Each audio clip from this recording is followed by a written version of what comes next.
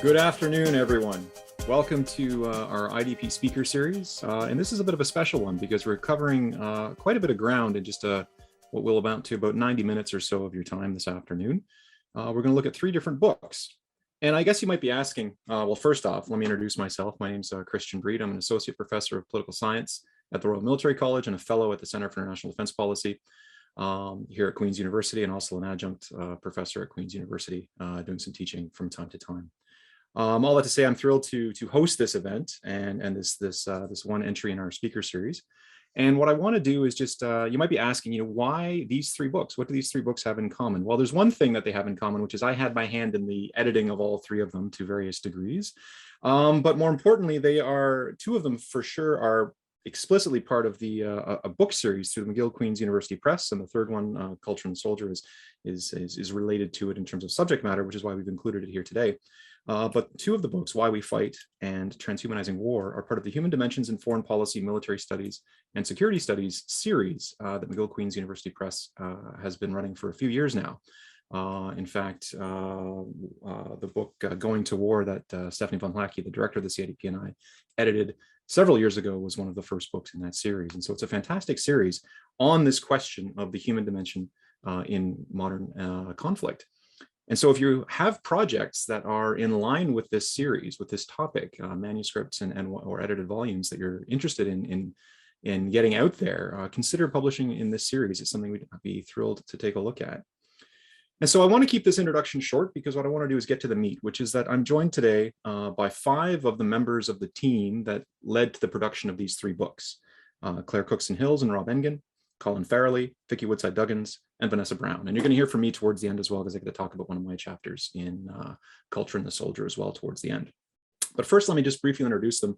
I'm just going to keep it short, so it's going to be just affiliation. So Claire Cookson-Hills is with Queen's University, and Rob Engen is with the Canadian Forces College in Toronto. Colin Farrelly is a professor at Queen's University, and Vicki Woodside-Duggins is also affiliated with the Canadian Forces College in Toronto.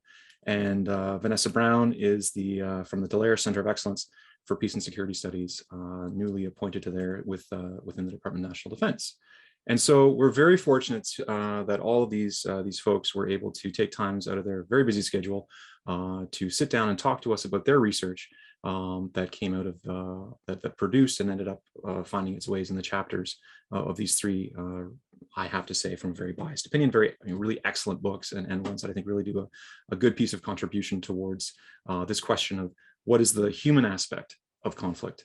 And so without further ado, I'm going to turn the floor over to Claire Cookson-Hills, who will start off our first panel on the book Why We Fight. Claire, the floor is yours. Actually, Christian, sorry to correct you. I think I'm gonna go first on it. Oh, okay, Rob, go ahead. Sure. Sorry about that. We figured we'd go from the general to the specific, and I have a few general remarks to make about. If you must, Rob, I'll allow it, I guess. much appreciated. Good afternoon, everyone. Thanks very much, Christian, and thanks to all of you for being here. My name is Rob Engen. I'm an assistant professor at the Canadian Forces College, also appointed to RMC. In the Department of Defense Studies. This is my son Monty. He will be helping me at least until he fusses too much, in which case then I will hand him off. I wanted to talk a little bit about Why We Fight. I was the lead editor on this book, though I had a tremendous amount of help from the other members of the editorial team, particularly Christian, could not have done it without them. And I have a few words to say about this volume by way of general introduction. And then I want to turn it over to Dr. Claire Cookson-Hills, who's the author of what I think is the most controversial study in this book. She's also sitting 5 feet over there to my left, and if Monty proves too disruptive, is going to be holding him for the remainder of my part of the talk. I'm very proud of Why We Fight. It was published in late 2020 by McGill-Queen's Press. It's very much a pandemic release book that never got a proper welcome into the world. But I nonetheless believe that it's probably the most important work that I've had the privilege of being involved with. And I've been thinking lately about why. I teach in the Department of Defense Studies at CFC. It's the senior staff college for the Canadian Armed Forces. And I teach a wide range of stuff that tends to influence my research. A lot of what I teach at CFC right now circles around new technologies, military planning and operations, artificial intelligence, disease prevention, and most recently, the academic study of wargaming. But it all tends to orbit around this concept of the human dimension of warfare. And by human dimension, we mean the cognitive, physical, social, and cultural components of combatants, leaders, and supporters. And this deliberately casts a very wide net, but ultimately it comes down to the study of human behavior in conflict and combat. And take disease prevention, which is one of the topics that I've got a forthcoming book that will be out hopefully someday on. Later tonight, I'm giving a talk to the Kingston Historical Society about the 1918 influenza pandemic, the most lethal wave of which took place in the midst of high-intensity combat operations at the end of the First World War. I've done quite a lot of work on this recently, and at the request of the CAF Surgeon General, I gave a briefing on it to the Canadian Forces Health Services at the beginning of the COVID pandemic. And disease prevention, particularly in the absence of effective vaccines or other pharmaceutical interventions, is all about the human dimension. It's about discipline. It's about sacrifice. It is about behavior modification in light of best practices. It is about how you get people, soldiers or civilians, to do things they do not want to do, and the complications that arise from that process. Back in 1918, before there were any vaccines for influenza, and a virus was rampant that killed 10 times the number of people who have died of COVID so far, leadership and command responsibility for the health of the troops were really the only defenses that militaries had against it. And these are the vital elements of the human dimension of war. So the material and why we fight is not abstract in the least. I think it's tied into everything that I've worked on as a scholar, everything I continue to work on. And these are incredibly important considerations for modern military forces, particularly ones dealing with the twin crises of a pandemic and the need for comprehensive culture change. And why we fight is timely precisely because it brings a wide range of voices together to discuss both traditional and highly unusual aspects of the human dimension. This volume began as a workshop sponsored by CIDP back in 2016. I brought together scholars from around Canada and a couple from the US, thinking about the topic originally of combat motivation, why combatants fight, why they persist in fighting. This was a highly successful event over at Fort Frontenac back in the days when we could cram 100 people into an auditorium and just talk for 6 hours. That strange alien world called the past. It featured presentations, Q&As, a roundtable discussion at the end. The proceedings are still available through CIDP in the form of a workshop publication, though Why We Fight is a far more polished and definitive statement of what we were working on, with all of the ums and ahs taken out, if you will. This book is also really important to me personally because it contains some of the last work done by my friend, Professor Roger Spiller, before his death in 2017. He knew he had advanced stages of cancer when he came up to present at the workshop with us, but it was only after he returned to Leavenworth that he found out just how little time he had left. Before he passed, he gave Professor Alan English and I permission to use his talk from the workshop as the basis for a fleshed out chapter, which is his final statement on the SLA Marshall controversy that he first stirred up in the 1980s. It was one of the great honors and highlights of my career to have my name in a byline next to his, because he was one of the true intellects in this field, and I miss him a lot. Why We Fight is dedicated to Roger. So I don't have a lot of time, but these are the different book chapters that are included in Why We Fight. And as you can see, there's a wide range of topics. There's some terrific material here. We run the gamut from professional military education to linguistic considerations, sexual violence, professionalism, studies of insurgents and the other side of the hill. I wish I had time to go through them all. Well, what I would like to do is focus on a few chapters that I've already found to have some significant relevance to my own practice of professional military education at CFC. Alan English's very thoughtful chapter 1 on teaching combat motivation from his experience both at RMC and the Forces College over the course of his career is an outstanding study in why we teach our service members the things that we do. Where do ideas in PME come from? Why do bad ideas persist? He uses combat motivation and the human dimension as a framing device, but there's much broader questions being asked there about the processes of professional military education and how ideas move through it. Yeah, I like that chapter too, Monty. This one has informed my practice of PMA significantly, and I highly recommend it. Colonel, also Dr. Ian Hope, wrote an amazing chapter 6 on his views of combat motivation in the contemporary Canadian Army, based on his extensive background leading one of the first PPCLI battle groups into Kandahar province in Afghanistan. It's both a thoughtful philosophical reflection on war and a fine piece of personal experience war writing from one of the brilliant minds in our field.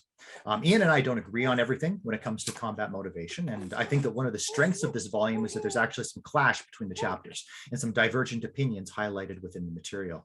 There's a lot of debate around the human dimension of warfare. It would be strange if we were all saying the same things.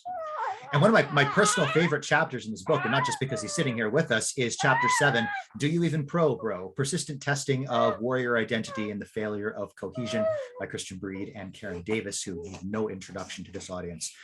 This is one of 2 chapters that, despite being penned in 2017, speak directly to the ongoing crises that the Canadian Armed Forces are facing today. Christian and Karen wrote an outstanding challenge to warrior culture and the idea of the warrior identity, which is potentially toxic part of contemporary military culture. It challenges this by standing up for the idea of the soldier as a professional rather than the soldier as a warrior, and has some extremely crisp definitions that I really enjoy. This is a chapter that is absolutely certain to stir up the hornet's nest when you assign it as reading at the Canadian Forces College. So I do frequently.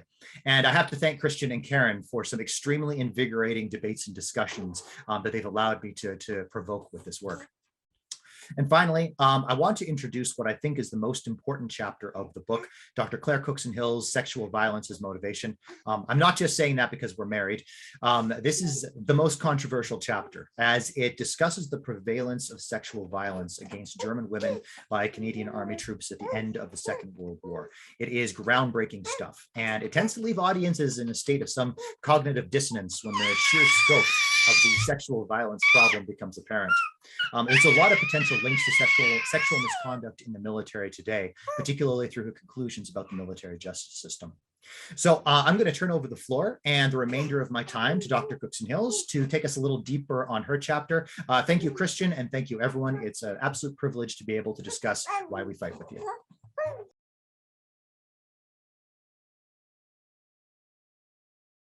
Thank you so much to Christian and the CIDP for inviting me to speak today. And thanks for introducing me and the volume, Rob. I'm going to give a summary presentation of my chapter, and I'd like to start my summary presentation the way that I started my chapter, with the statement that rape is an uncomfortable topic for academic study. If this topic brings back memories or makes you uncomfortable, please take care of yourself. And when it comes to discussing of rape of women by Canadian soldiers in Europe, towards the end of the Second World War, the problems and discomforts multiply. The Canadian soldiers named are neither a few bad apples, that is a few individuals committing all the rapes, nor simply boys being boys, which is rape is unavoidably stereotypically male behavior. Even though only a minority of Canadian soldiers raped European women and girls, I argue that the Canadian Army hierarchy did not prevent rape and willfully ignored the suffering of civilian populations up to a point. And that's the key sticking thing here.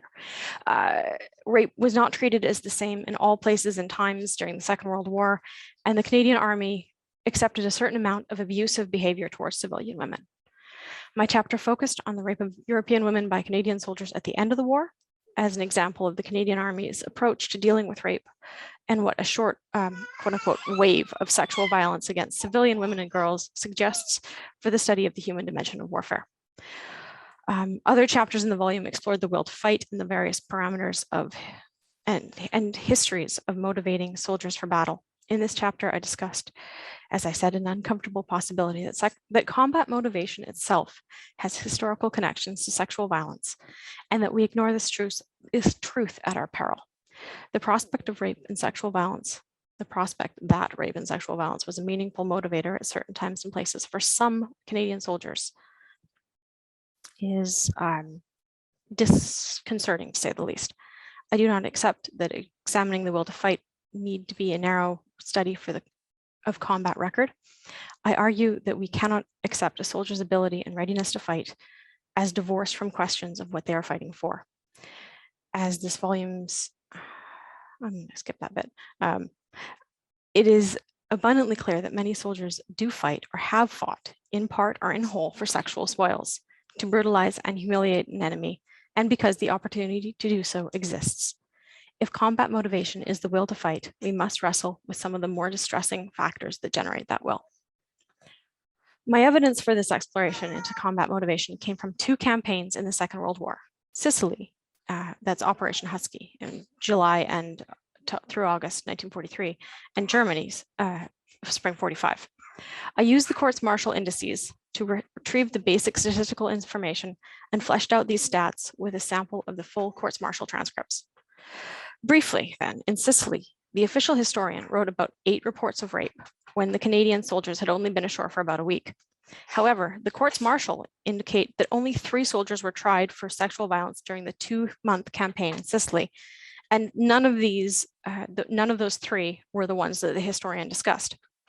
By contrast, in Germany, over a similar 2-month time frame, so mostly in April and May 1945, the Canadian Army court-martialed 50 cases of sexual violence, as the graph says. Why? What is the difference here? Partially, it was the end of context. It was the context of the end of hostilities, and I'm going to talk about the end of war in a minute, but it's also important to mention that in Germany, the Canadians were under a strict non-fraternization order that was strictly enforced. Because of the presence of the non-fraternization order, military sexual violence was aggressively prosecuted. In this instance, the victims of sexual violence were German civilian women. Most of the charges date from just before VE Day, Victory in Europe Day, between 20 April and 10 May, and occurred in Lower Saxony, that's the Canadian area of occupation. According to existing historical accounts, sexual violence perpetrated in Germany by the American and Soviet armies came from predominantly non-combat support troops in the follow-up waves of invasion and occupation. But that's not what I found. In contrast, over 85% of the Canadian men charged with sexual violence were from combat units. The supporting services were not as far forward in April and May, so it stands to reason that the men involved would be primarily from combat units, but there's no definitive causal link here. The priority of the Canadian JAG was punishing violations of the non-fraternization order by troops under combat arms to keep soldiers disciplined in and after battle. The priorities of military justice are to enforce good order and discipline and ensure expected behavior in battle. For the first time in the war, then, the Canadian Army used the military justice system systematically to punish sexual violence by its troops. So the number of courts-martial for rape, attempted rape, and indecent assault skyrocketed. And that's what I'm talking about when I'm talking about sexual violence as a whole. From 22 courts-martial for rape and sexual violence in the entire 17th month of the Italian campaign to 32 cases in May 1945 alone. So clear patterns emerged from the court-martial records. Courts were more sympathetic to accusers who told clear, coherent stories, who quickly picked out their attackers from identity parades, and who had witnesses corroborating all or part of their stories. For either the prosecution or defense, the courts clearly believed that the most credible witnesses were other Canadian soldiers. And 2 or more perpetrators were commonly accused, so more soldiers than women were named in the files. Now, let's tie this back to combat motivation and the human dimensions of warfare. In Taken by Force, sociologist J. Robert Lilly in 2007 outlined 9 possible explanations for why soldiers might rape in wartime and how sexual violence could form a part of why soldiers fight. Although Lilly favors different explanations, I use his rationale as a framework for this section. Elements of informal reward, humiliation, revenge, opportunism, and military culture best fit the available evidence. And I'll just quickly run through those in most of my remaining time. The motivations of Canadian soldiers in the Second World War are complex. No single explanation is sufficient to explain how rape and warfare might factor into the will to fight. And I really need to hammer that point home. No single explanation works here. Plunder as an informal reward is a plausible explanation, however, for why rape could form part of the will to fight. In the Second World War, plunder, including both rape and looting, could be what soldiers felt entitled to take from a conquered enemy population, such as happened in Germany. Particularly when the Canadians first entered Germany in February-March 45, the military authorities were disinclined to enforce limits on their soldiers, and both the censorship reports and the courts-martial transcripts make explicit reference to soldiers demanding alcohol, sex, and personal items from German civilians. Humiliation of the enemy is a possible explanation and is one that is favored by military historians. Wartime rape could be a message from one group of men to another group of men. By raping their women, the victors demonstrated their total power over the defeated men and utter contempt for their enemies. And I'll just quickly give an example here. It was certainly present in the courts-martial records that I reviewed, and specifically in one case where a wheelchair-bound grandfather was made to watch the rape of his family members. Revenge against the German people as a possible motivation for war crimes also fit into the narratives that surround the court-martial, even though the soldiers being court-martialed shied away from that rationale in their trials. Historians Hugh Gordon and Miriam Gebhardt attribute the higher number of rapes in Germany to the desire for revenge. Gebhardt attributes the increase of rapes in April and May to the discovery of German war crimes and the horror of the concentration camps. Individual opportunism is another possible partial explanation. It certainly played a hand in the number of soldiers, German women were often living in precarious housing conditions close to the Canadian lines. The local police had been decommissioned to await denazification, and firearms were actively being sought out by Canadian soldiers and taken away from the Germans, whoever had them. Most German women did not speak enough English to communicate clearly with their invaders, and most of the crimes happened at night under cover of darkness. When soldiers were off duty, otherwise unoccupied, bored, and looking for entertainment. The above confluence of factors must be combined with a permissive military culture. The culture of frontline soldiers placed a premium on aggressive and passionate behavior and drew explicit connections between sex and violence. Inconsistent sentencing and leadership actions also sent mixed messages to the soldiers about what was and was not appropriate action. There was a command level reluctance to discuss and document rape cases against German women. All right, so I'm basically out of time here, but I'll quickly say that why does this matter in the context of motivation? Well, we know that rape is one of the most underreported crimes. Writing after the Second World War, Anglo-Polish criminologist estimated that only 5% of rapes were reported, but Lilly believed that rape in the context of an invading army and a conquered people was even less likely to be reported than in a peacetime civil society. And as a result, without providing any numbers, I'll just say that there was a fraction of the number of rapes that were actually court-martialed. So the number of Canadian soldiers court-martialed for raping German women is certainly only a fraction of the number of rapes that occurred involving Canadian servicewomen. Hundreds of incidents went unreported or happened in the gray area of coercion in late war Germany. The number of court-martial that did occur represents this violence becoming visible for a moment in response to the Army's perceived need to punish transgressors of the non-fraternization order. And I think I'm out of time. Thanks, Christian, for your forbearance. No problem, Claire. My pleasure, and thank you for addressing that really difficult topic with objectivity and empathy. I think it's not an easy task to do for sure, and these are the kinds of conversations that I think are important to have, and your research brings that forward in a really thought-provoking way. So thank you, and Rob as well. Thank you very much for the kind words and the fantastic summary of the book. Very well done. And so that is our first of the three that we're going to cover today. I'd like to now shift gears and talk about our next book project, which was Transhumanizing War. I'll say just a few things very quickly as one of the editors of that volume as well, alongside Stephanie Belanger and Stephanie von Hacke.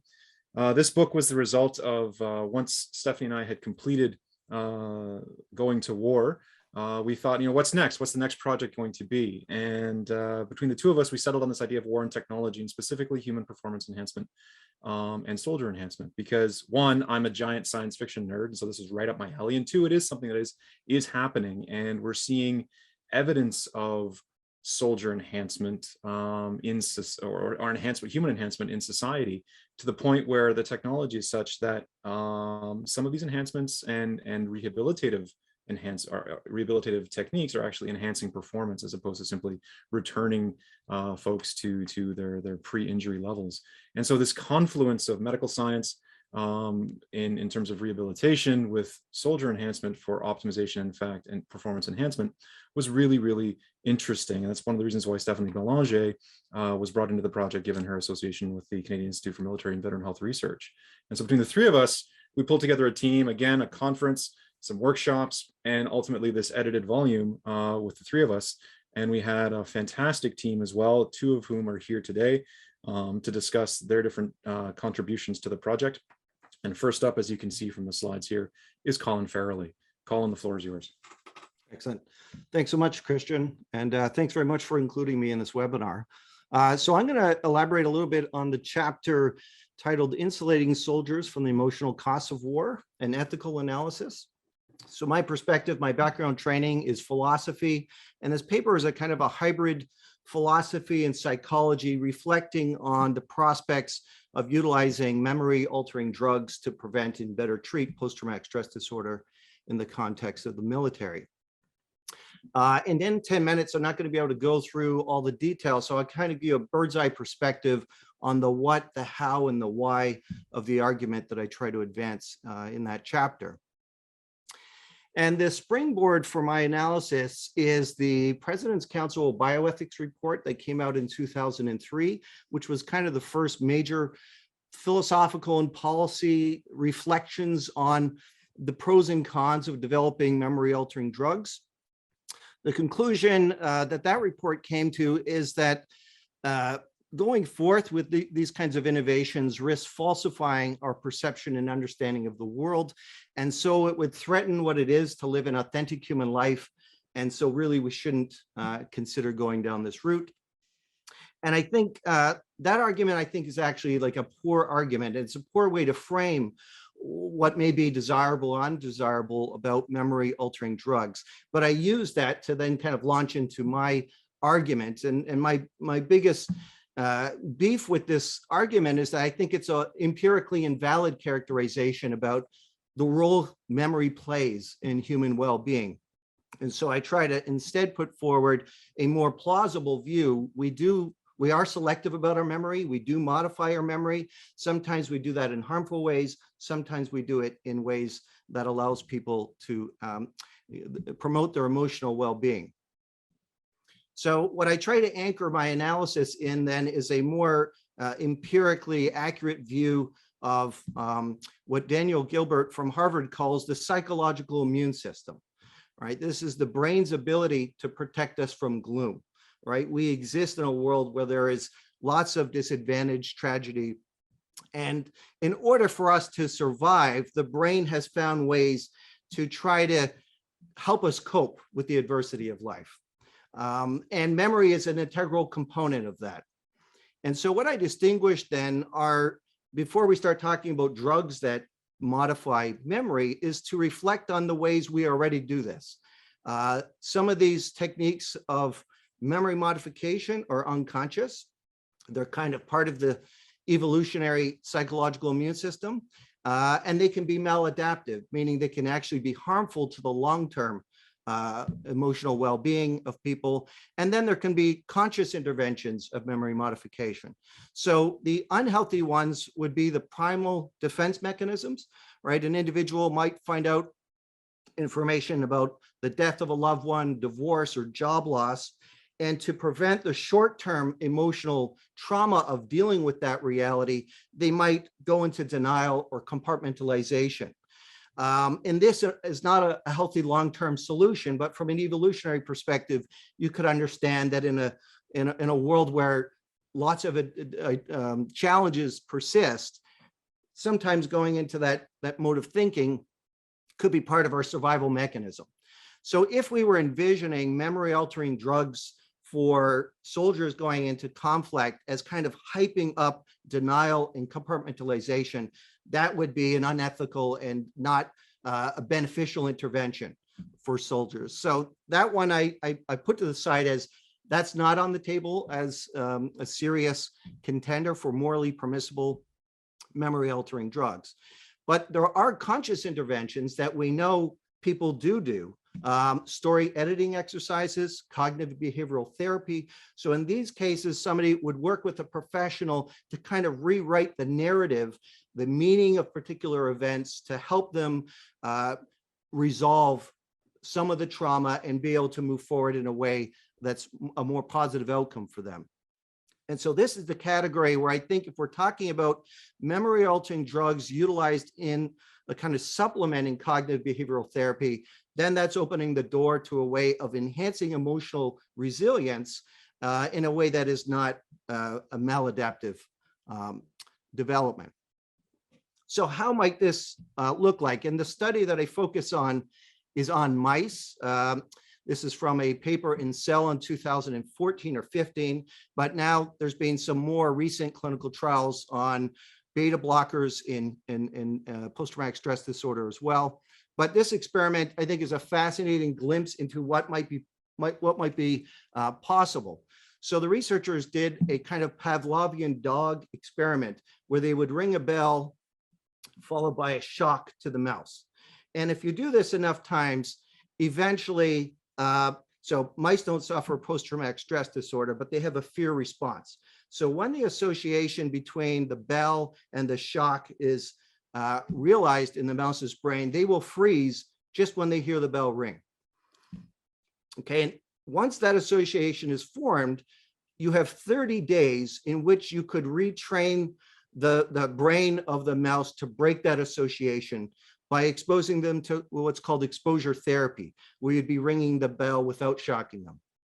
But after that 30-day period of time, these recent memories become consolidated as remote memories. There's actually an epigenetic mechanism at play, and you will no longer be able to retrain the brain of the mouse to break this association, right? So for the rest of their lives, they'll be freezing when they hear the bell. But what was really fascinating with this experiment is they tried feeding the mice different molecules and found that one particular molecule increased the neuroplasticity of the brain of the mouse, meaning that you could go beyond 30 days and exposure therapy would be effective in retraining their brain to break the association. And so what this suggests, if we envision going from this to humans that have experienced the trauma of war, cognitive behavioral therapy is not always effective. And part of the explanation for that might be variations in the neuroplasticity of the brain. Some people might have naturally a longer or shorter period of this neuroplasticity. But also there's a time lag between experiencing the trauma of war and when you might be actually undergoing cognitive behavioral therapy. So if we envision providing a drug that extends the neuroplasticity of the brain during times when people would be subject to being exposed to the trauma of war, this might boost the efficacy of cognitive behavioral therapy. It's in this kind of picture that I think there's actually a pretty compelling case, assuming it's safe and effective, for supporting these kinds of memory modification drugs. So why does this matter? Well, studies have shown that post-traumatic stress disorder, it varies somewhere between 10 to 20% of war veterans will develop post-traumatic stress disorder. And if we think about the duty a society has to protect the men and women that they put at risk of harm in war, a lot of things in warfare have changed over time. So the armor that we provide to our soldiers who are going into combat to try to protect them from the physical harms of war have increased. But we're still going into warfare with the evolved psychological immune system of a hunter-gatherer society. And so the way I try to frame this technology is to say that if there's a way to enhance the emotional resilience of those that will be likely to be exposed to emotional trauma, this is in a way protecting them from some of the mental health consequences of warfare. And kind of in conclusion, then, there's some other elements of the argument that I put in that I just want to highlight before I conclude. I think there's, broadly speaking, two preventative strategies. The one that I haven't mentioned, but it frames the whole kind of ethical analysis of this. The most effective way of preventing the emotional trauma of war, not only for soldiers, but also for civilians, of course, would be not to have war. And in an ideal world, we wouldn't, we transcend this. But when we're in the non-ideal real world, where sometimes there would be reasons for intervening, I argue that these technologies cannot lower the high threshold for morally justified military intervention. Right. So I would not be advising, like the Canadian government, if they could better protect our soldiers from the emotional trauma of war, they should be more cavalier about engaging in military conflict. Right. So that's a proviso I put in there. But in those cases where it is a just war, or just a morally justified intervention, if we could enhance the emotional resilience of soldiers, perhaps through memory altering drugs that are supplementing the prospects of things like cognitive behavioral therapy, better treatments for post-traumatic stress disorder, then there's a presumption that this would be something there's a moral duty to do. And so in conclusion, the President's Council of Bioethics argument, I think if we were thinking about the primal defense mechanisms being amplified, compartmentalization and denial, that would be very problematic. You don't want it to be the case that soldiers return with no memory of what actually occurred, but you would want them to be able to respond better to resolving the residual emotional costs of war. And I'll leave it there. Thanks very much. Thank you very much, Colin. Next up right away, and we will have time for questions at the end of the three panels. So I see a few questions are getting popped into the Q&A. We will get to those, rest assured. Vicki, the floor is yours. Very different topic now, but again, on this idea of enhanced, but now from a completely different perspective. Vicki, go ahead. I'm just going to move my slides here a little bit forward. Give me one sec. Anyway, while I'm doing that, I will just, first of all, thank you for giving me this opportunity to participate today. And the chapter that I actually had written was dealing with active learning classroom. And it was something that I had written with Dr. Randy Wakelam. Anyway, myself, I am currently a serving member. I'm a training development officer in the military. And basically a lot of what I do is actually design education and training experiences. I'm also a PhD candidate at Queen's University. And when I was at Queen's, I was part of the active learning classroom project that they had. And of course, when I went back to leaving from being away to study my master's, I went back and joined RMC and actually helped put active learning classrooms in RMC. And one of the professors I worked with was actually Dr. Randy Wakelam. And on our journey, then we thought we would, we did some presentations and of course got asked to then write this chapter about active learning. And I guess I say, it sort of put us both on a discovery. And I think it's something that I've carried on and I know we continue to talk, but a lot of it is actually about pedagogical philosophies. And certainly given the time, not just military, but in the world. I mean, military, we talk about VUCU, which is volatility, uncertainty, complexity, and ambiguity. Everyone is sort of experiencing that now with COVID. And there's some philosophy going forward about we need to start to take an ontological turn in the way that we look at learning. And that is that it shouldn't be solely understood in terms of knowledge and skills, but that it's about human qualities and dispositions. When I talk about dispositions, I'm talking about openness, sharing, and using information without bias or without restraint. And so if we're going to look at success going forward, and a lot when we talk about this chapter, Raina and I talk about, preparing people for the unknown, it's also then how do you make sense of that unknown, but also how do you mobilize then once you understand where you want to go and leading the community in a collective way towards solving the problems that we face. So active learning, and where this sort of starts with, active learning is kind of this big umbrella term that talks about all different sorts of learning theory, social learning, problem-based learning, using case studies.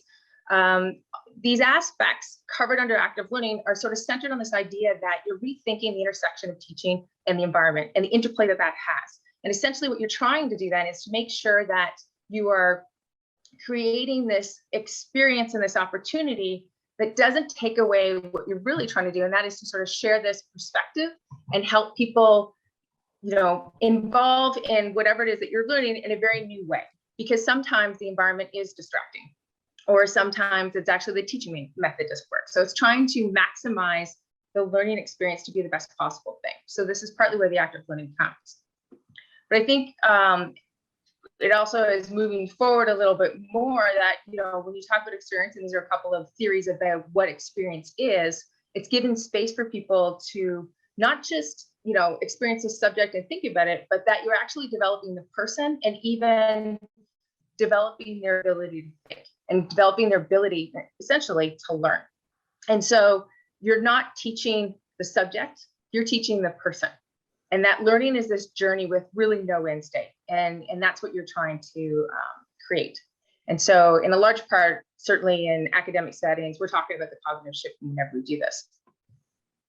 But I guess to take this a little bit more to even the workplaces, which is actually a large part of where my dissertation work is at the moment, is that you're also talking about different kinds and ways of learning and recognizing that there are differences, that you deal with where that need is. And so one, and it's done by this individual by the name of Elstrom, he talks about logic of production. So whenever you're on the job, it's making things efficient and effective, making it so that you don't have to use a lot of your cognitive brain to get things done, that you're trying to, you're almost doing things automatic.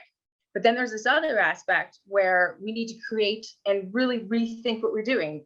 COVID, I think, has certainly taught us a number of things where the way that we conducted businesses, and a lot of businesses had to make a complete pivot. So whatever they had to do in the past, they had to find a new way to do that.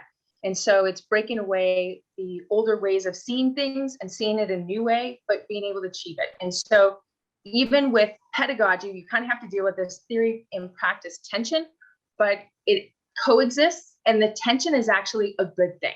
It's something that will help us grow. But then moving forward with this, it's that we have to also then create opportunities to extend and allow us to deal with that unknown. And a lot of that ends up then that we're trying to prepare people for future needs. And so even though I mentioned before about that cognitive shift, I think there's a big growing aspect now where we're talking emotion in learning, which is kind of a new space for a lot of people. But there's ideas too that, when you go through learning, you bring whatever emotions you have, you bring your own biases, you bring all of yourself. And I think that's the important talk or part about talking about emotions, is that you're bringing your authentic self to whatever the learning experience has to offer. And that it's now a newer role, I think, for those that are actually teaching to think about, okay, how do I do that? And how do I manage that? And sometimes too, as much as you want to have debate and conflict, sometimes you need a little bit of that disequilibrium. So how can you handle that disequilibrium so that you can bring things forward so that all voices are heard, but heard in a very authentic way? And also going back to this ontological change, now we're talking more about being. And so this list of things that I've provided on this slide are how that could kind of be, I'll say, characterized if you're going to talk about what being is. But I think the main thing is that we're trying to support a growth mindset, and that however you think about yourself and however you think about the world, it's not fixed, it's going to change. Knowledge is always in motion, and you can be a part of that. And so it's also then that we're trying to create these spaces where you might have crucible moments going on during the classroom or whatever other context. It could be a work context as well. But that you're using methodologies and ways of inquiring that really unpacks and brings people together. And so I guess a lot of the focus then and active learning was trying to also push this, is to make the learner as much a part of the learning and even the curriculum than just what the person presenting or the teacher is offering. So you are a co-participant of this whole learning experience. And that needs to be done, I'd say, in today's context more than it has ever. And I think that's partly because of where we are with cultural change, and also recognizing that cultural change will, again, be this thing that will always be in motion.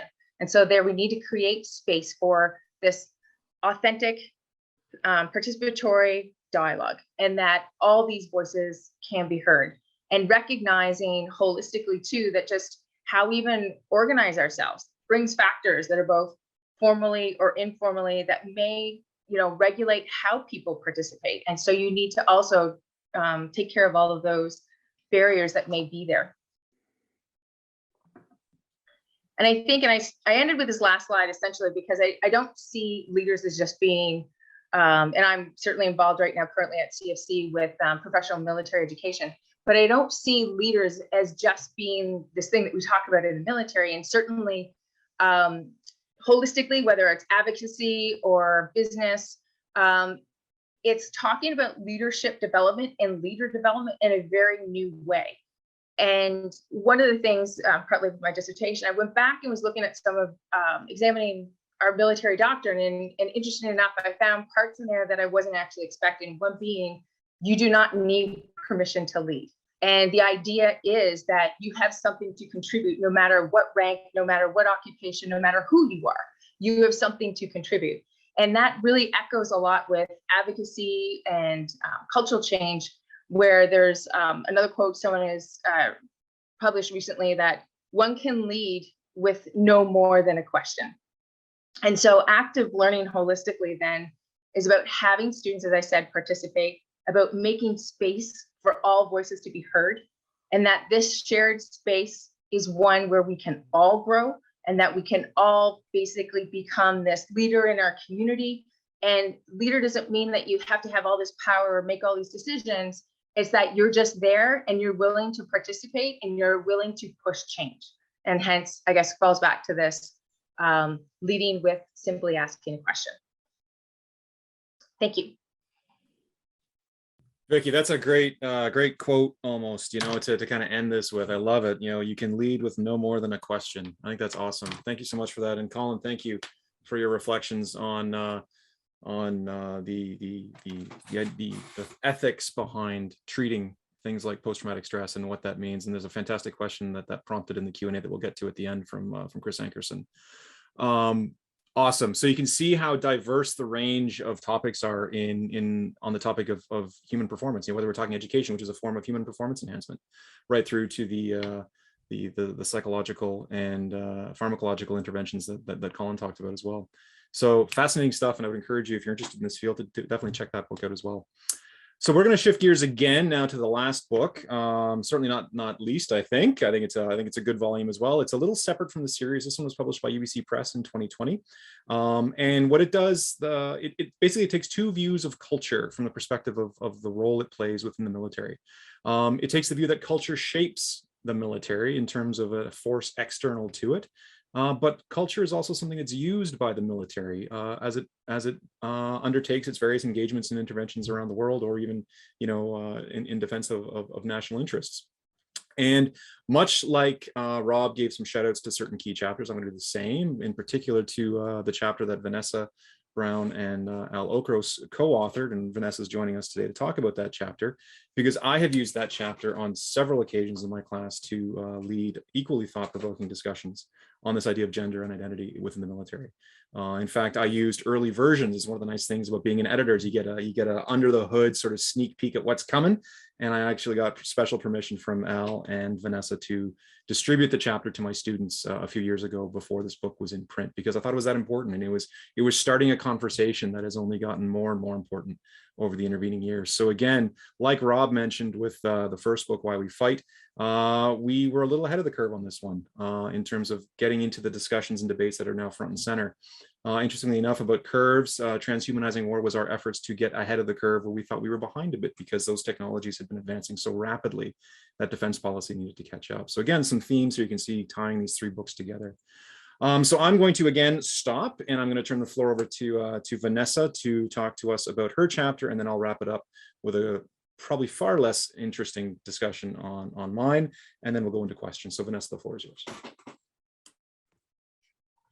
Thank you so much, Christian, and thank you to CIDP for inviting me to speak today.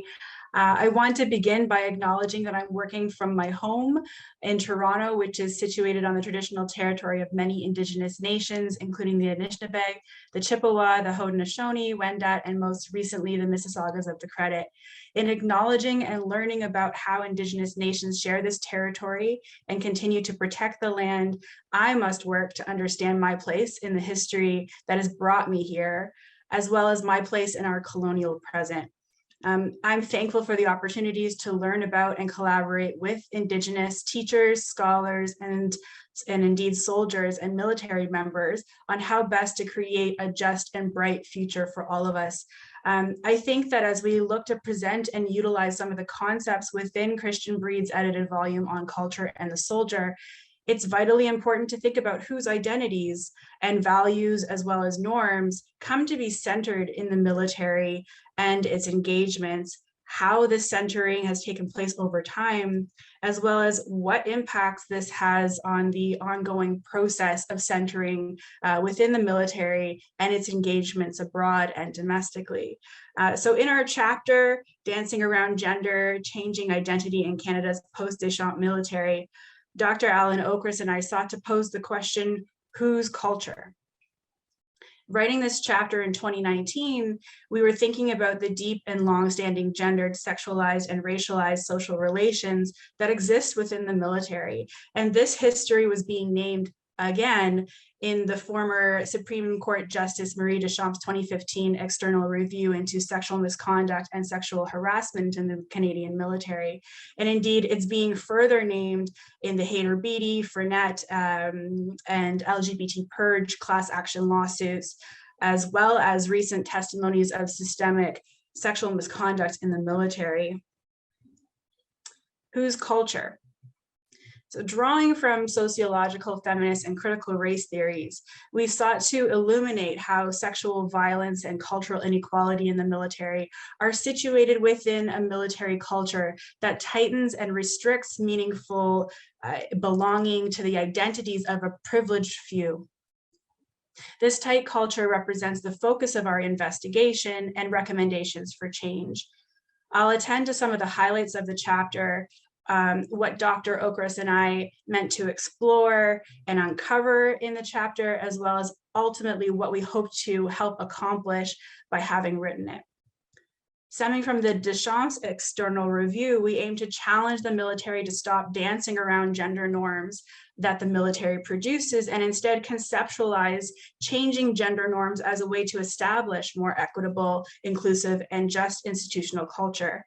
We also wanted to suggest, as Claire Cookson-Hills echoed earlier, that rather than bad apples, intersecting in unequal power relations across gender, race, and sexuality are the root cause of violence and inequality that persist in the military. And certainly, as suggested, military members take with them when they're in engagements elsewhere and also domestically. Essentially, we argue that patriarchal power, or the dominance of particular men and masculinities over other men, femininities, women, and gender diverse members, requires destabilization and intentional change. We also argue that coloniality, the centering of whiteness and heteronormativity are interwoven into the way that gender power manifests culturally within the Canadian Armed Forces. In the first part of the chapter, we highlight that while women and gender diverse members have a long and proud history within the Canadian Armed Forces, they've gained success within and often despite an essentially masculine context wherein systems, processes, and norms were built by and for specific men. Having been built for men, military systems, processes, and culture continue to simultaneously legitimize and reproduce men's dominance and narrowed embodiments of masculinity. When we say the dominance of specific men, we are illustrating that there are actually few men who actually meet that idealized cultural construction of what it is to be a service member. Drawing on sociological, feminist, and critical race theories of the Canadian military, we suggest that over the course of its history, an intersectional ideal has come to be culturally hegemonic or culturally dominant. This idea is based on systems of power that create inequities and privilege in the broader Canadian society, as Christian mentioned earlier, but are articulated narrowly within the power structures that exist within the military context. And we view this as an assemblage of whiteness, of heteronormativity, manliness, directive, tough, and sometimes violent masculinities. These characteristics are paired with the centrality of the combat warrior operator identity and the military's fighting purpose, as Robert Engen mentioned earlier. Of course, the military contains diverse members with diverse aspirations and identities, as well as characteristics, and the military does much more than fight wars in the conventional sense. However, cultural constructions of idealized identity and norms can create conditions where diverse people feel pressure to embody and demonstrate the likeness to the ideal, however easy or difficult that may be for them individually. The second portion of our chapter attends to the way in which the military has tended to implement change to be more inclusive. While the military has made many efforts to remove overtly discriminatory barriers, a key facet of how the Canadian Armed Forces implemented changes to better integrate diverse members has resulted in several issues that still persist today. A key and, in hindsight, unfortunate decision was to adopt identity-neutral approaches that focus on merit. For example, on the surface, the practice of gender neutrality within a meritocracy appears to be reasonable and even defensible, but doing so has inadvertently made gender inequality invisible and actually enables the male as standard default to continue by simply naming the male standard differently. A gender neutral policy in name, for example, opens up all positions to women, but does not necessarily follow through with policy and actions that address systemic, structural, and cultural barriers. So while applications of gender-based analysis plus are shifting the focus beyond neutrality in policy, most efforts towards inclusion have been focused on assisting diverse members to fit into the existing culture, systems, and processes, rather than essentially changing these to fit better. So in many ways, merit is constructed through an often very unequal condition. So the conditions are not fair, they're not equal, and they're certainly not neutral.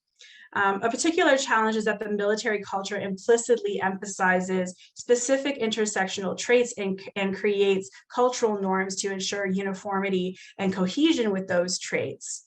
Moreover, there are institutional cultural tools that assist in reinforcing these ideals, such as normative conformity, the subordination of self to the greater good, obedience to authority, and generalized pressure to fit into groups and teams. The result is that there has been very little space for discussion about what gender and racial and sexual ideals are dominant in the military and what systemic and structural barriers fall out of these idealizations. There's also literal encouragement to engage critically about what institutional biases are used to define who makes the ideal Canadian Armed Forces member. Instead, the focus has been on personal bias. Importantly, there has been virtually no discussion about the implications of continuing to idealize an elite masculine combat warrior identity while simultaneously attempting to build an inclusive culture. The key to meaningful change is that the CAF has to avoid finding new ways to make old mistakes. It can initiate a new track by understanding and addressing key facets of what the Deschamps report referred to as a culture hostile to women and LGBTQ members. We offer that the military must identify and confront narratives of the CAF as a meritocracy that is gender, race, and sexually neutral. not confronting these intersectional power relations that Vicki mentioned earlier that exist in the CAF, by insisting on terms like neutrality, obscures the processes through which the dominant group within the CAF gains its dominance in the everyday interactions across its membership. Narratives such as equal opportunity, meritocracy, and neutrality can obfuscate how dominance and power dynamics can escalate from taken for granted privileges to unconscious bias, to microaggressions, to sexual and gender and racial violence, as mentioned earlier in Claire's presentation. So the central theme that we perceive as crucial to understanding dominance and power in the military is the production of tight organizational culture. Tight cultures are characterized by homogeneity, explicit social norms, and associated standards of behavior, within often severe consequences for those who deviate from those norms. They're also characterized by highly stratified role requirements and obligations, emphasis on service before self, and a reliance on history, customs, traditions to ensure cultural continuity over time. Through these means, the idealization of a few and narrowed identities creates a context wherein diverse members must either assimilate to the receiving culture or get out of the way. The idea then is to focus on what constitutes membership in the first place, what's idealized, whose culture. So intentionally thinking about how the CAF produces its culture, it may be useful to question how the we of the military has often been conceptualized historically, and how that conception is enabled to grow, change, and expand to reflect the current us of the military. To initiate this change, we recommend that the CAF and researchers within and without of it could valuably investigate the forms of social power, such as gender, race, sexual power that operate locally within the military, in order to determine which aspects of military identity and culture are valuable to the profession, and which aspects are contaminating to equity and social justice, both within the military and in the context of military operations. So with my deep thanks to those of you who have joined us today, Christian, that concludes my presentation. Wonderful. Thank you, Vanessa. That's excellent. And then again, it's interesting that this was written, a few years ago. It could have been something that was equally timely if you'd written it yesterday. So that's really great. I'm just going to share my screen and queue up my presentation here. All right, and I trust everyone can see that okay. Here we go. So folks, you get me at the end batting cleanup, so to speak, and then we'll roll right into Q&A after that. I just want to talk a little bit about the chapter that appeared in Culture and the Soldier alongside the work of Vanessa and Al, along with a few other members of the team.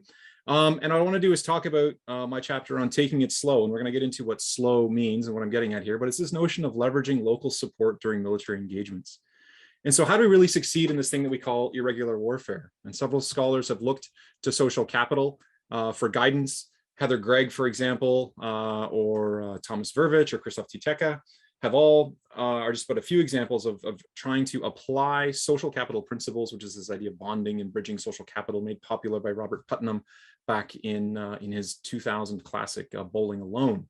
And in this book, he talks a lot about how communities have really tight bonding social capital, which is sort of think of it as the sociological superglue, or you can have bridging social capital, which is the sociological lubricant, which allows these different communities to interact with each other. It's related to trust and things like that. And I'd strongly encourage you to check it out. It's a really foundational text within sociology and has all sorts of implications for politics. And here, Greg Vervich and Titeka have all taken efforts at applying this to military operations, in particular irregular warfare, and more precisely counterinsurgency, which really dominated defense policy for most of the 2000s.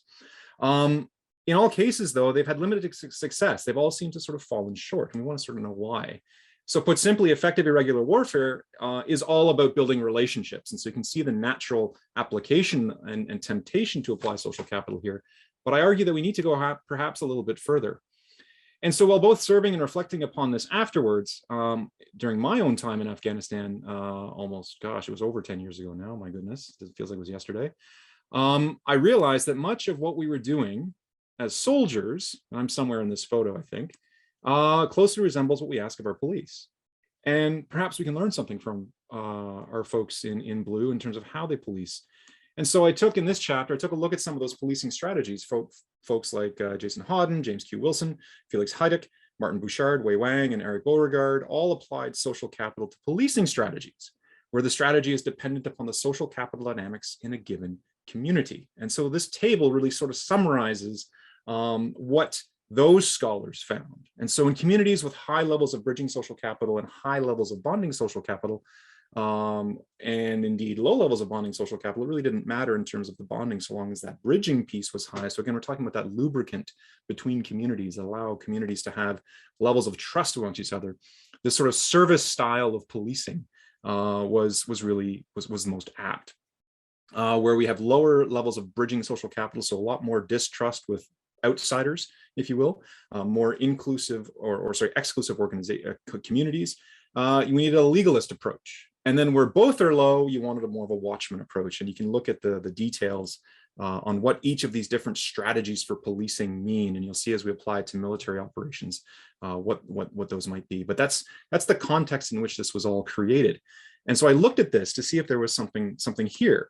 And this all goes into this idea of SLOW, or the social license to operate. And so this is how this works, is that these three policing strategies, when applied to the appropriate context through something known as stakeholder theory, and this idea of the social license to operate from the work of Wilburn in 2011, tells us that obtaining a social license to operate in the form of buy-in is really what we're after. And this idea that the community buys into the efforts of the outsider, whether it's a policing outsider or, in the case of the military, an intervention from the outside.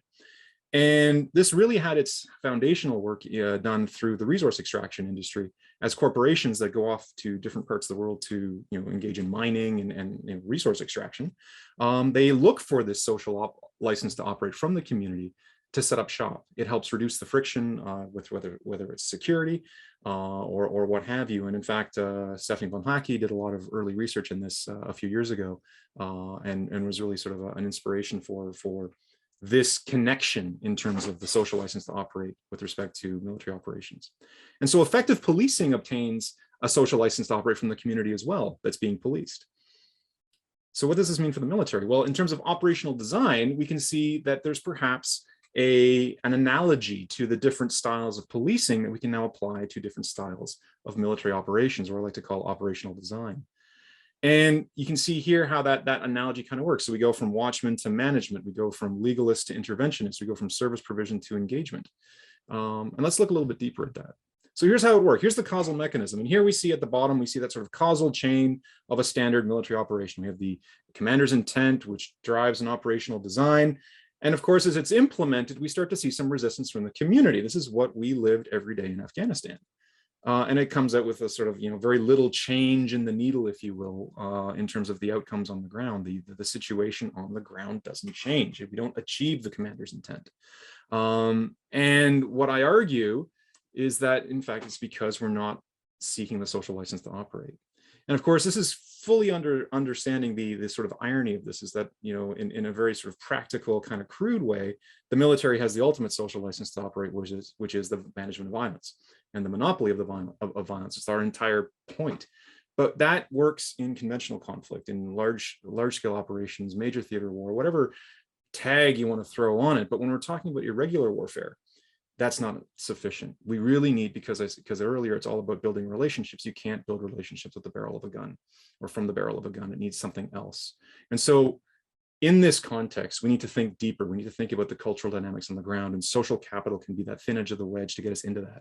And so the social capital, looking through the cultural dynamics, changes our operational design, allows us to obtain the social license to operate, and we're able to impose the commander's intent, which is interesting. And so that's the mechanism that's at play here. And so we can now change it from policing to an operational design. And using the same table, I argue that in fact we have as interventions where bridging social capital is high in both cases. regardless of the level of bonding social capital. We can intervene. So in areas with high bridging social capital, we need to intervene, like service and policing. Here, the area is considered relatively permissive, and efforts are communicated broadly between communities due to their intercommunal linkages because they trust each other. Here, soldiers who are intervening can enjoy significant autonomy of action based upon their experiences on the ground. It doesn't need a lot of centralized command. But we're out there and we're talking and we're engaging. When we see areas of low bridging social capital, we need to engage, and this means taking more deliberate actions to affect populations. It means deeper penetration into the community to make up for the weak intercommunal cohesion. Control of the operation needs to be more centralized, and autonomy, in this case, the discretion of the people doing the engagement, needs to be limited. We have to be more centralized. And this is akin to the legalistic style of policing, where the police officer has to enforce the law and has very little discretion on which laws to not enforce and which laws to stand firm on.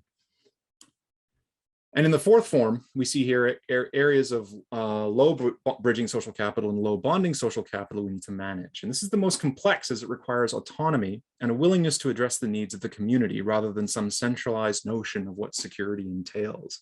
It takes a more deliberative, more co-creation of, in fact, what we're trying to achieve. In fact, it may get to the point where that commander's intent might be modified even, because it's really not what the people need. It's really not what the community we're trying to build that relationship with is actually going to require.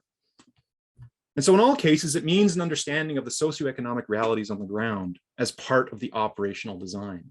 And this understanding grants forces the social license to operate that they need to impose their will in irregular warfare through consensus rather than through coercion.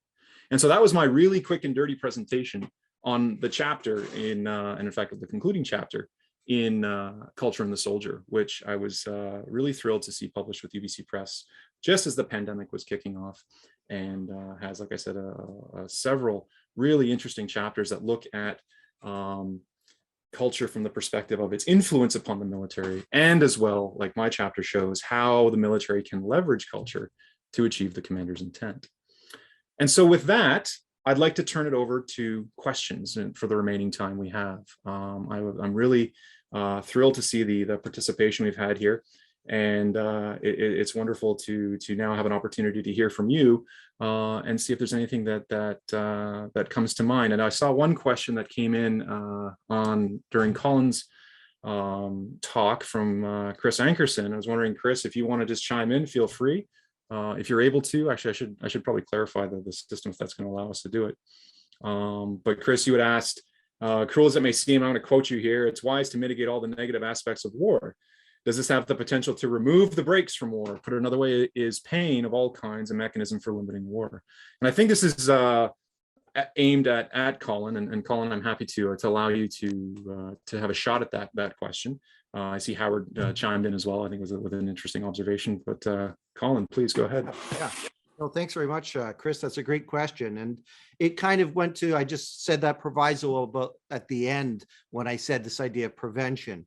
But if we think about there should be a consistent principle between protecting the military from the physical harms of war, and then the emotional costs. So imagine that same argument about the break being, let's send people into war with less protective gear and armor as a way of, so I think our consistency would be, because that actually imposes an unfair burden on the men and women that we ask to serve in the military.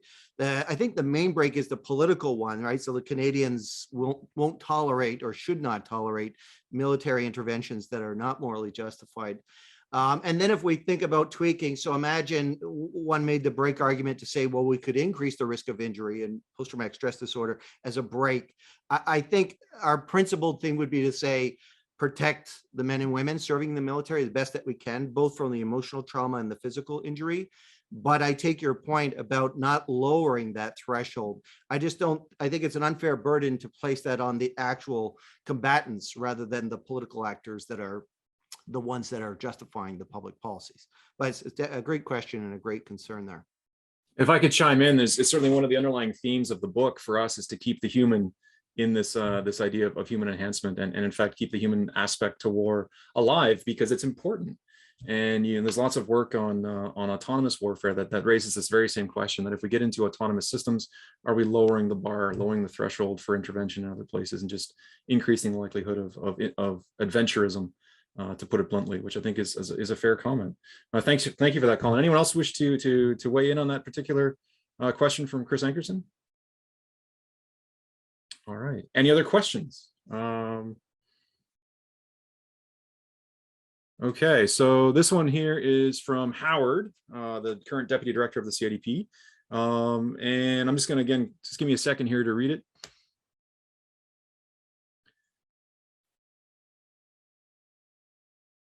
Interesting, Howard. Yeah, I guess that's a fair comment. I certainly, yes, my initial definition of irregular warfare, and I think there is definitely an entire subset of the literature that engages in just this discussion. What is IW?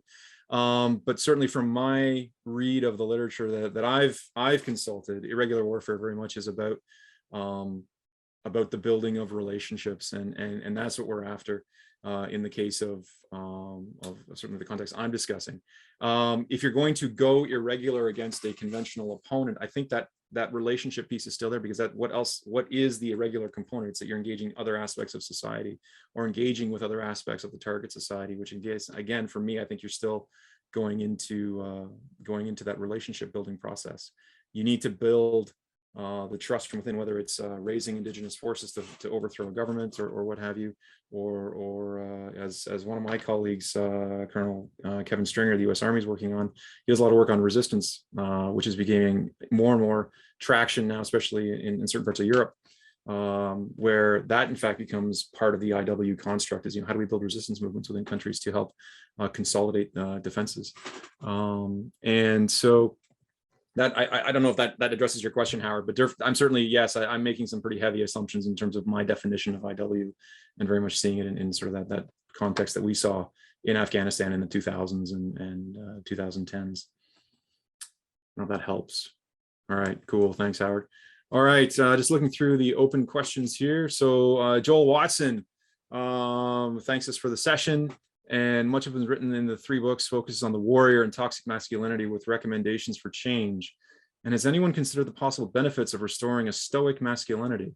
Interesting concept. I'd love to hear more about that. Historically, in veteran transition, the shift from trench culture to what Alan English has called the intangible obstacles of transition through deliberately instilling the stoic masculinity tied to mid-century gender perceptions of what was properly masculine in the Protestant work ethic and the need to return to home, community, and career seemed to assist those predominantly male cohorts, while perhaps not being useful for other genders. Fair point. And I think that's the challenge we're having, is one of the main hang-ups that we have with respect to the warrior is that it is predicated on a particular male identity, and one that is often associated with elements of toxic masculinity. In fact, I think, Claire, I'd like to get you to weigh in on this for sure, because your piece touches on it quite nicely. And in fact, I was in on Chris Ankerson's discussion on the warrior last night, and this came up, this idea of sexualized aggression towards women.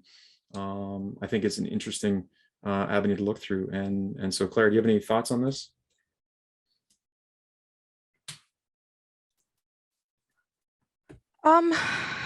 Well, yeah. The idea of restoring a stoic masculinity, which I think is, well, I mean, it's from my perspective, a lot of the problems with masculinity as was being promoted during the Second World War was that part of the stoic masculinity involved performative masculinity, whereby soldiers were at least socially rewarded for things like rampant alcohol abuse and a lot of sex with people that were probably considered prostitutes at the time, even if they're not.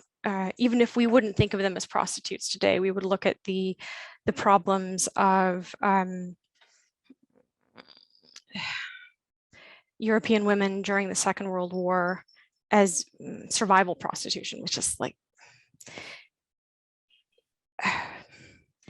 so the masculinity that, it's not exactly what you're talking about, Joel, but that's my my problem with this, is that the performative aspects included a lot of toxic behaviors and connections to hypermasculinity. And the way that it was, and I'll just finish by pointing you towards Paul Jackson's One of the Boys, which was from the mid 2000s, I believe. And he talks about aggression and passion as being 2 points of the masculinity that was promoted as being ideal for soldiers, certainly combat soldiers. And that actually formed one of the bases of my chapter, was to focus on the idea of this aggression and passion and what that came out as for these soldiers. I hope that helps. Yeah, no, I think that's good, Claire. Thank you very much for that. Vanessa, any thoughts? Absolutely. So I think that if you look at Connell and Messersmith and their understanding of the ways in which multiple masculinities come into hierarchy and ascendancy, given different contexts, we now have, soldier masculinities that are about scholarship. We have stoic masculinities that are really about preserving, keeping one's cool. We have masculinities that are chivalrous. And all of this has been written about in terms of the sociology of the construction of the warrior and what that really means. But I think what's important also in terms of the stoic masculinity is that hiding away of emotion, and that pairing of masculinity with thinking and femininity with emotions, and therefore bifurcating femininity and masculinity again, and therefore limiting a more wide range of affect and gendered constructions of doing the work. So what we suggest in the chapter is actually an opening up and a break of these very binary ways of thinking about gender and the construction of the military identities within the Canadian Armed Forces. And I see Vicki has her hand up, so I'll stop and then pass the floor over to Vicki. Yeah, hi. I think that there's actually a really interesting conversation, I think, talking about power. And there's an aspect of power and how that's actually going to be portrayed. And I think that what we do need to do is go back a little bit more to have these, I'll say, cultural narratives going to say that when you have power, you should be using that power to enhance, to improve for the goodness of things, and not for your own personal gain or for the personal gain of a select group, as an example.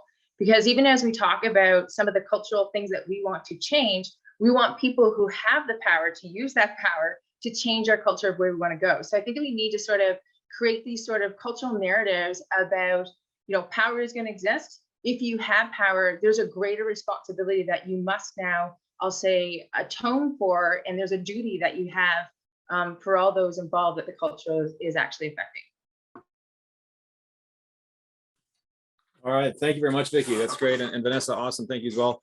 I think it's interesting that we're sort of unpacking this idea of masculinity and saying, is this?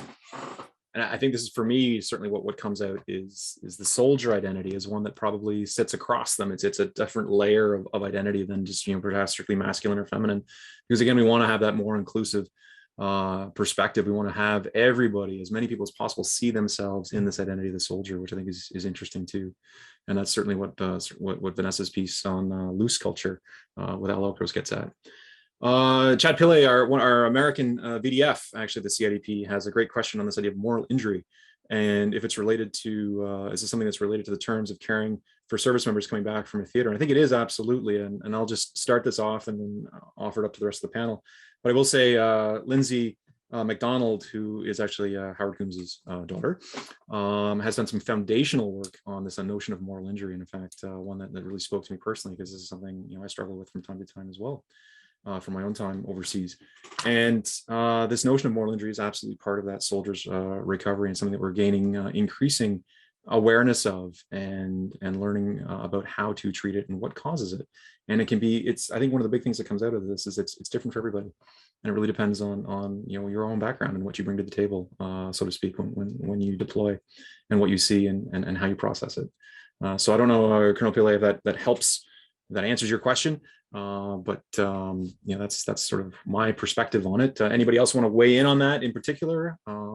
This notion of moral injury? Okay, I will take the silence as consent to move on.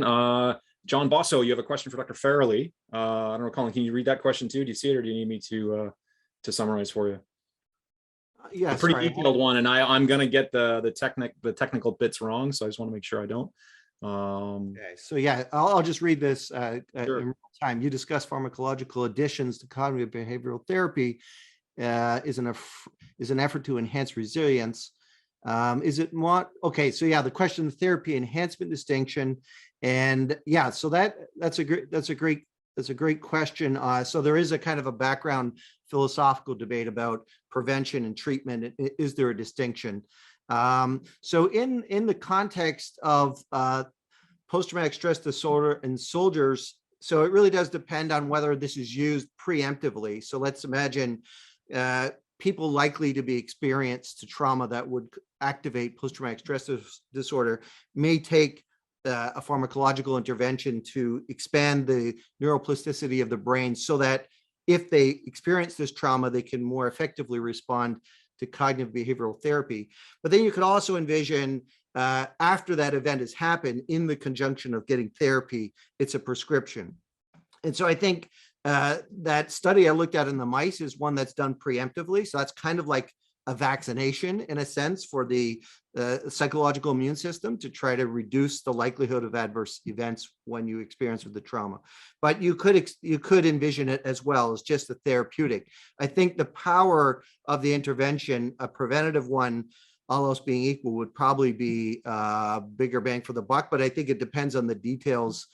So that therapy enhancement distinction is questionable, as you noted, and with the mice, it's done preemptively as a preventative / therapy, because the cognitive behavioral therapy, which is like the exposure therapy of the mouse, it's in conjunction with both. So it's not just a pill that would do it by itself, but the pill would increase the efficacy of cognitive behavioral therapy. So you'd have kind of like a vaccine to reduce but not eliminate the risk. And then with the cognitive behavioral therapy, those two things together might reduce, instead of 10 to 20% post-traumatic stress disorder for war veterans, perhaps you could reduce it to 2 or 5% or something like that. That would be the kind of thing I'm envisioning to make the case for it to be a morally permissible intervention. All right, thank you very much, Colin. That's a great answer. Anyone else wanting to jump in on that one? Okay, excuse me. I think we have time for one more.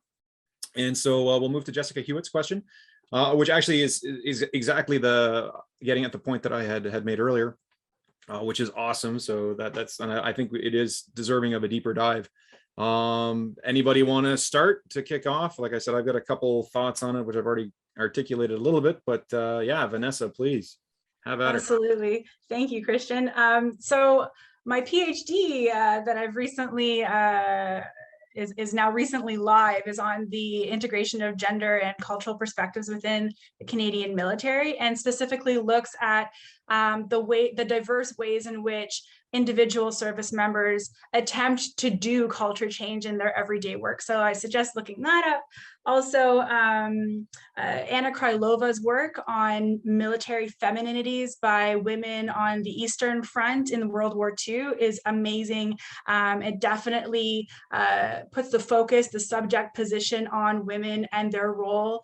And so I think that's another great one to look into as well. And certainly there are more that I can forward to you after we break.